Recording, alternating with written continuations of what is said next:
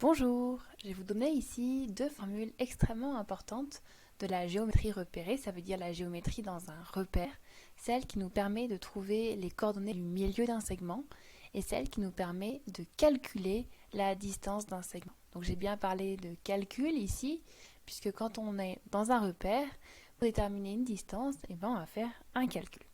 Alors c'est parti. La première propriété que vous devez tous connaître par cœur, c'est que si on nous donne les coordonnées de deux points dans un repère, qui vont être données par leur abscisse, leur donnée, donc on va noter XA l'abscisse de A, YA leur donnée de A, et puis pareil pour B, alors les coordonnées du milieu I sont données par la moyenne des abscisses, la moyenne des ordonnées. Donc on obtient xi qui est égal à xa plus xb, le tout divisé par 2, et yi qui est égal à ya plus yb, le tout divisé par 2. Alors regardons comment on applique cette formule, cette propriété. Donc si on nous donne les coordonnées de deux points L et M et qu'on nous demande de déterminer les coordonnées du milieu de LM, la première chose qui peut nous simplifier, c'est de donner un nom à ce milieu parce qu'on va pouvoir en parler. On va pouvoir dire que c'est l'abscisse de ce point, l'ordonnée de ce point. Donc on commence toujours par nommer le milieu si jamais ce n'est pas fait. Donc ici on peut noter I, le milieu de LM. Alors la formule va nous dire que xi, c'est égal à xm plus xl divisé par 2. Donc ici on utilise une propriété. Alors elle n'a pas de nom, mais en tout cas, on l'adapte avec les lettres pour montrer que c'est bien celle-ci qu'on a pensée, c'est bien celle-là qu'on applique. C'est comme quand vous citez le théorème de Pythagore, vous écrivez toujours la relation de Pythagore dans le triangle donné. Ici, on va toujours commencer par écrire la formule qu'on va utiliser, juste avec les lettres, sans nombre, pour montrer qu'on l'a bien appliquée. Et bien sûr, on adapte les lettres en fonction de la situation. Donc ici, on va mettre xm plus xl divisé par 2, même si la propriété du cours, c'est xa plus xb divisé par 2. Ensuite, quand on a fait ça, on va remplacer. Donc xm, ici, on voit que c'est 2. XL, c'est moins 5. Et donc, on fait moins 5 plus 2 divisé par 2. Et on obtient moins 3 demi. Ici, je viens de me rendre compte que j'ai inversé l'ordre de XL et XM. On voit que ça n'a aucune importance, puisque le milieu de LM, c'est pareil que le milieu de ML. Donc, il n'y a pas de problème, le calcul est juste. Alors ensuite, on peut faire la même chose pour l'ordonnée de I. Donc, on cherche YI. On écrit la formule dans le cas général avec les lettres. Donc ici, c'est YL plus YM divisé par 2.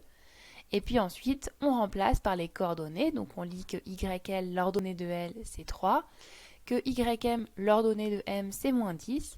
Donc ça fait 3 plus moins 10. On fait attention au signe. On divise par 2 et on trouve moins 7 demi.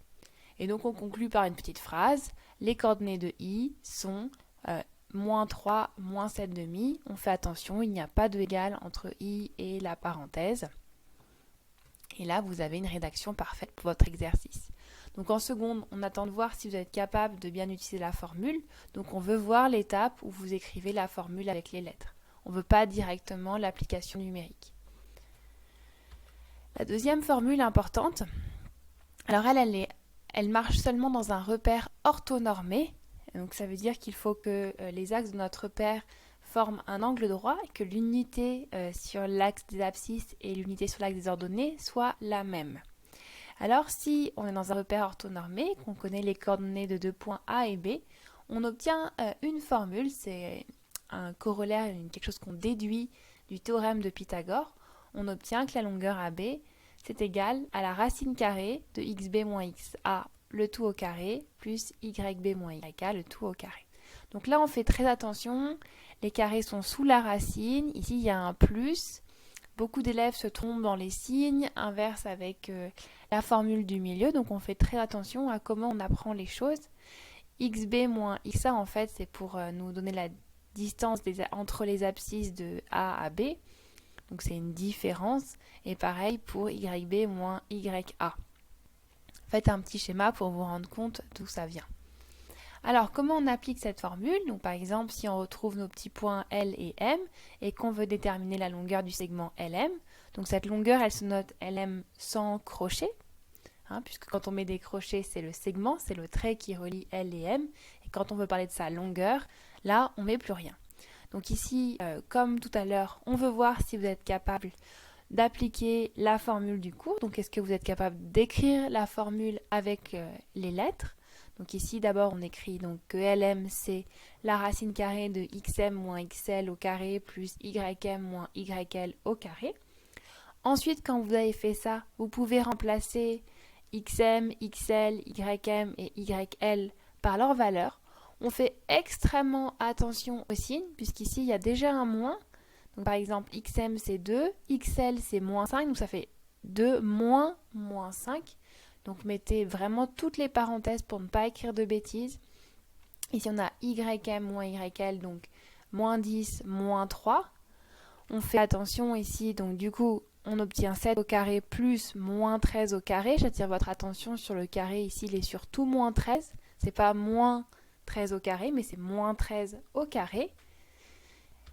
Ça nous donne racine carrée de 49 plus 69. Ici, vous devez toujours avoir des nombres positifs si jamais vous avez une soustraction, si vous êtes trompé dans les signes à un moment. Et ça nous donne racine carrée de 218. On peut faire une petite phrase réponse. Donc, le segment LM mesure racine carrée de 218 unités, soit environ 14,76, et ça nous parle un peu plus. Mais on met toujours la valeur exacte, puisqu'il n'y a aucune raison qu'on donne un arrondi si on ne nous le demande pas. Là, je l'ai fait juste pour avoir un ordre de grandeur du résultat. Il y a une autre manière pour rédiger les choses. Je suis allée un peu vite. C'est que les élèves n'aiment pas avoir des racines carrées tout au long du chemin du calcul parce que c'est long à écrire. Regardez, il y a beaucoup de racines carrées. Et donc, ce qu'on peut faire souvent, c'est d'écrire LM au carré. Ça nous permet d'enlever la racine carrée. Et donc, du coup, on fait les calculs sans racine carrée. Puis, à la fin, on obtient LM au carré, c'est 218. Et donc, du coup, on en déduit que LM, c'est racine carrée de 218. On a le même résultat, c'est juste une rédaction qui est différente, peut-être un petit peu plus légère à écrire. Parce que quand on écrit avec les racines carrées, il faut faire attention à ce que la racine carrée soit bien un long trait au-dessus qui va jusqu'au bout du calcul. Tout doit être sous la racine carrée. C'est pas juste une sorte de V qui s'arrête au début et puis on ne voit pas la fin sous la racine. Ça nous permet quand même de savoir qu'est-ce qui est sous la racine et qu'est-ce qui ne l'est pas. Donc si vous arrêtez votre grand trait ici, par exemple, on me dira ça c'est pas sous la racine. Or, ça doit être sous la racine. Donc on fait attention à son écriture dans ces moments-là pour écrire que des choses justes. Je vous laisse vous entraîner, essayer de refaire ces exemples par vous-même et voir si vous y arrivez bien. Merci, au revoir.